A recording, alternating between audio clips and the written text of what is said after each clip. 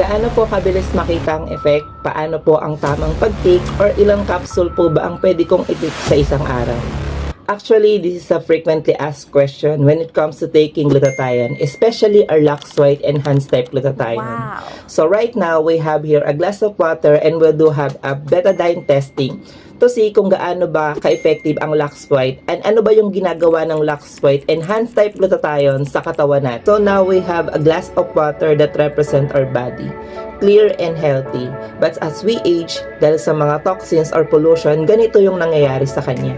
Or betadine or povidone iodine. Ginagamit natin ito para maglinis or mag-eliminate ng bacteria sa katawan natin, especially sa sugat. And it should be 10% antiseptic.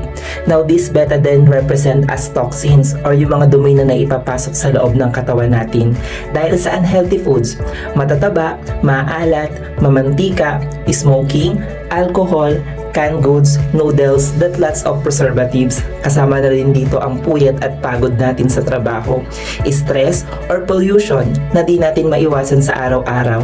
And as you can see, ganito yung nangyayari sa loob ng katawan natin. Dumudumi, dan di natin namamalayan. Nagkakaroon na lang tayo ng idea kapag nagkakasakit na tayo dahil sa sobrang pag-abuso natin dito. Now, ang main goal ni Lax White ay linisin ito. Alisin ang mga dumi or toxin sa loob ng katawan natin. Ngayon, maglalagay lang tayo ng small amount ng gluta para sa tamang mixture niya. And it's called detoxification. Dalawang effect ng gluta na ginagawa sa katawan natin.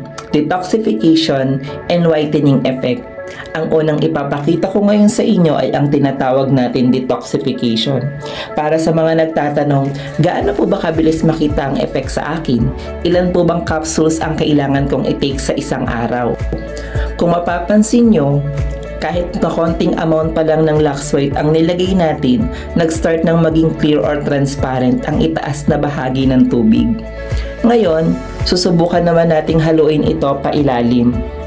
Dahil sa same amount din ng gluta ang nilagay natin, mapapansin mo na naging clear ang tubig niya na parang walang nangyari.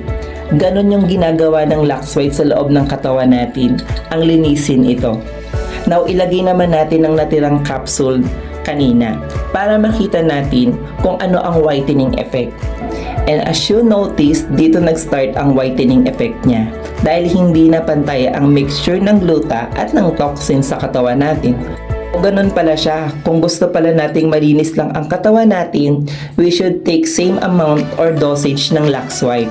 And kung gusto naman pala natin ng whitening effect or yung pumuti, we should double the dosage na iinumin natin. And syempre, magte-take na rin tayo.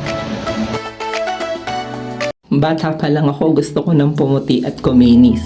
Madalas nga akong mabuli dahil sa bukod sa payat na ako, maitim din ang kulay ko. Hanggang sa nawalan ako ng tiwala sa sarili. Nahihiya din akong lumapit at makiharap sa ibang tao. Akala ko dati, pampaputi at kinis lang ang glutathione. Pero mas naintindihan ko siya nang natutunan kong alagaan ang sarili ko dahil ito ang puhunan ko sa trabaho. Ngayon, di na ako nahihiya humarap sa maraming tao. Nagkaroon ako ng lakas ng loob at naibalik ang tiwala sa sarili ko. Dahil ito ang mga bagay na walang katumbas na halaga.